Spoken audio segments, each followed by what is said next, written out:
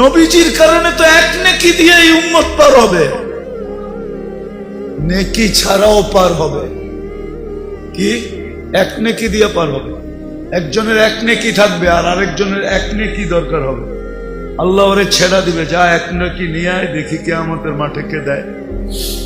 তো সবার কাছ থেকে ঘুরা নৈরাশ হয়ে যখন ফিরবে, তো অপরিচিত একজন ডাকবে, এদিকে যাবে, বলবে চেহারার এই অবস্থা কেন? বইলা কি লাভ হবে, তোমার তো চিনি না।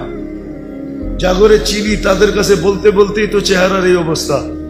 কারে বল না পাগলা, কাজও লাগতে পারে, পচা শামুকও পাও কাটতে পারে, বল। তো জিদের ঠেলায় করবো একটা নেকি লাগবে, একটা নেকি, তাইলে কি? তাইলে আমার জান্নাত। তো যাবে হাত দিবে আর এক নেকি বাইর করে বললো যা ভাগেন থেকে, এক নেকির লিগে চেহারার এই অবস্থা, গেলিয়েন থেকে। তো পায়া খুশিতে আত্মহারা হয়ে ছুটে আল্লাহর কাছে আসবে।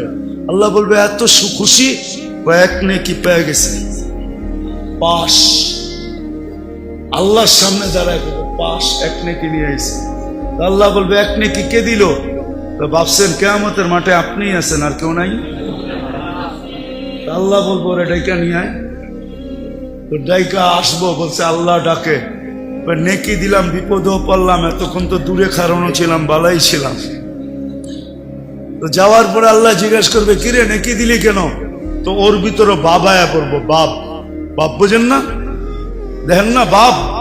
হ্যাঁ, কি মহল্লার ছেলের বাপ তো মহল্লায় অন্যরকমই থাকে, ঠিক না?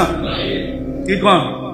হ্যাঁ, তো বাবলো কইব আসেই তো একটা, কি কামে লাগবো আমার? ওর কামে লাগতে ছিল, লাগাইয়া দিছি, নষ্ট করে কি লাভ? আল্লাহ বাপ দেখা বলবে আমার চেয়ে বড় দাতা হইতে চাস, ঠিক না? যেটা পাশ হয়ে গেছে ওরে কইব খুশ বিয়া দিয়া খি কাওয়াত খুলিল জান্নাত, যা দুটাই জান্নাতে যা, আমার চেয়ে বড় দাতা হইতে দিব না। এটা কার কারণে পাইব?